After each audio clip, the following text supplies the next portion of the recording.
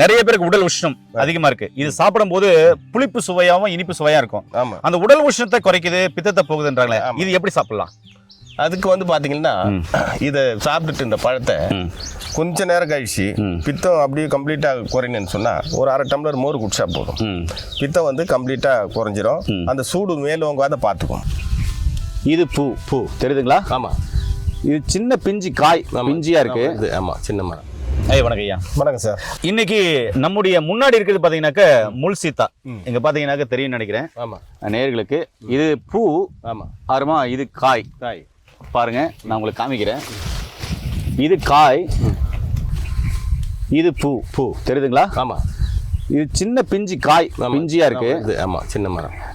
இந்த மூலிகை தோட்டம் ஐயா சொன்னாரு, நான் இதே வழி தான் போனேன். இன்னைக்கு கூட 9 மணிக்கு இந்த இடத்துல எல்லாம் சுத்தம் பண்ணிட்டு போனேன். என் குழந்தை பிறந்துக்கிறது கூட எனக்கு தெரியல அப்படின்னு ஃபீல் பண்ணாருல்ல. அவரு எவ்வளவு ஃபீல் பண்றாரு பாருங்களேன். அந்த ஃபீல் அவருக்கு தான் தெரியுது. அது நான் இன்னைக்கு உணர்ந்தேன். கண்டிப்பா. அதே மாதிரி பாத்தீங்கன்னா முள் சீத்தா இருக்குது, அதனுடைய பூ இருக்குது. ஐயா சொல்லுங்க ஐயா, இதை பத்தின முழுமையான தகவல் நீங்க சொல்லுங்க ஐயா. இப்போ அந்த நீங்க கையில காட்டுற அந்த முள் சீத்தா காய், இது சின்ன பிஞ்சு இன்னும் பெருசா வந்து பழுக்கும். பழுக்கிறப்ப அதை எடுத்து நார்மலா இது பண்ணி சாப்பிடுவாங்கல்ல. சாப்பிடும்போது நம்ம கொடிய நோயெல்லாம் சொல்லிட்டு இருக்கேன்ல, இப்போ இந்த கொடிய நோய்களை வந்து தீர்க்கக்கூடிய ஒரு அருமையான பழம். கொடிய நோயில் வரக்கூடிய கட்டி, கொடிய நோயினால் தாக்கப்பட்டு விலங்கினம் அடைஞ்சவங்க, ஆறாத புண்கள், கட்டி இவங்கெல்லாம் அந்த பழத்தை நார்மலா வந்து வாரத்துல ஒரு 2 நாளைக்காவது சாப்பிடணும். சாப்பிடும்போது நோய் எதிர்ப்பாற்றலை கொடுத்து உடலுக்கு நன்மை செய்யும். நார்சத்து நிறைந்த ஒரு பழம். உடல் இருக்க தேவையில்லாத வைரஸ்களை கொல்லும், ரத்தத்தை தூய்மைப்படுத்துன்னு சொல்ல வரீங்க. தூய்மைப்படுத்தும். ஐயா, என்னுடைய கேள்வி என்னன்னா, நிறைய பேருக்கு உடல் உஷ்ணம் அதிகமா இருக்கு. இது சாப்பிடும் போது புளிப்பு சுவையாவும் இனிப்பு சுவையா இருக்கும். அந்த உடல் உஷ்ணத்தை குறைக்குது, பித்தத்தை போகுதுன்றாங்களே, இது எப்படி சாப்பிடலாம்? அதுக்கு வந்து பாத்தீங்கன்னா இதை சாப்பிட்டுட்டு இந்த பழத்தை கொஞ்ச நேரம் கழிச்சு பித்தம் அப்படியே கம்ப்ளீட்டா குறையணும்னு சொன்னா ஒரு அரை டம்ளர் மோர் குடிச்சா போதும். பித்தம் வந்து கம்ப்ளீட்டா குறைஞ்சிரும். அந்த சூடு மேலோங்காத பாத்துக்கும். அந்த மாதிரி ஊர்ல நார்மலான பாடிக்காரங்க பால் சாப்பிடலாம். ஐயா, இதை வந்து கசாயம் வச்சு குடிக்கலாம் அப்படின்னு சொல்லிட்டு இந்த மூலிகை நிறைந்த ஐயா சொன்னாரு, பஞ்ச வைத்தியர். உண்மை. இது கசாயம் வச்சு குடிக்கிறதுனால ஏற்படக்கூடிய நன்மைகள்? ஆமா, ஒரு 5-10 இலை எடுத்துக்கலாம்.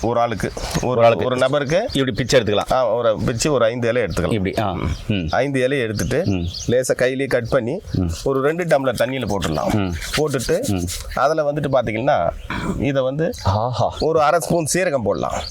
சீரகம் போட்டு நல்லா கொதிக்க வச்சு வடிகட்டி சாப்பிட்டு கொண்டு வரும்போது அதே போல கொடிய நோய்களான பெரிய நோய்களை கட்டுப்படுத்தக்கூடிய ஒரு அருமையான கஷாயம் இது.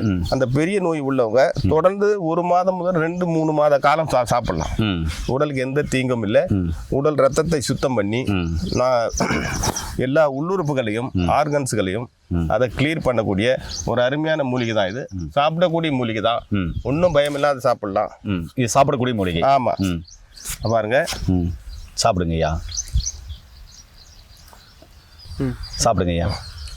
என்ன டேஸ்ட்ல இருக்கு ஐயா?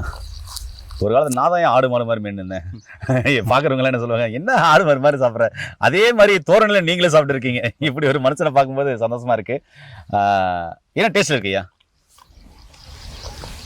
சார், இது வந்து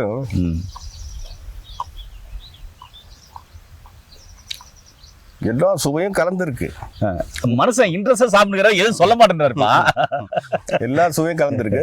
தோற்பு இருக்கு, கசப்பு இருக்கு, இனிப்பு இருக்கு. ஆனா எல்லாமே ரொம்ப கம்மியா இருக்குது. ஒன்னும் மேல தெரியல. ஆனா ரொம்ப மைனூட்டா நான் பாக்குறேன். அதுல இது தெரிய வருது. சாப்பிடறதுக்கு ரொம்ப ஆனந்தமாவும் அருமையா இருக்கு. அந்த டேஸ்ட் வந்து இன்னும் சாப்பிடலாமா, பச்சையாவே சாப்பிடலாமான்னு அப்படி ஒரு எண்ணம் இருக்கு. நல்ல சூப்பருங்க ஐயா. ஏன்னா இருக்குல்ல, இவர் எல்லா சுவையும் கலந்துருக்கிறனால சாதாரண நெல்லிக்காயில 6 சுவை கலந்துருக்கும், ஆனா யாருக்குமே தெரியாது. அதே மாதிரி அதிமதுரம், அதுலயும் அந்த சுவைகள் கலந்துருக்கு, பெருசா யாருக்கும் தெரியாது இல்ல. அது மாதிரி இவரு ஃபீல் பண்ணி சொல்றாரு. இது முழுக்க உடம்புக்கு இம்யூனிட்டி பவரை கொடுக்கக்கூடிய அற்புதமான ஆற்றல் படைத்த ஒரு மூலிகை. இது கசாயமாவும் சாப்பிடலாம், பலன் கிடைக்கிற நேரத்தில் பழங்கள் சாப்பிடலாம். ஏங்க, ஒரு சிம்பிளான ஒரு விஷயம் சொல்லட்டுமா? நம்ம ஆரோக்கியமா எப்பவுமே இருக்கிறதுக்கு நம்ம சுற்று வட்டார பகுதியில் ஒரு 100 கிலோமீட்டர் சுற்றளவில் நம்ம மண்ணில் என்ன விளையுதோ அந்தந்த மாசத்துக்கான விளையக்கூடிய அந்தந்த காய்கறிகள், அந்தந்த மாசத்துக்கான விளையக்கூடிய கீரைகள், அந்தந்த மாசத்துக்கான விளையக்கூடிய பழங்கள் சாப்பிட்டு வந்தோம்னா நோய் நொடி இல்லாமல் ஆரோக்கியமாக இருக்கலான்றது எத்தனை பேருக்கு தெரியும்னு எனக்கு தெரியல. ஏன்னா இதுதான் உணவியல் முறை மாற்றுறது, வாழ்வியல் முறை மாற்றுறது. நம்முடைய டயட் பிளான்ல பேலன்ஸ் டயட், சரிவிகித உணவுன்றது.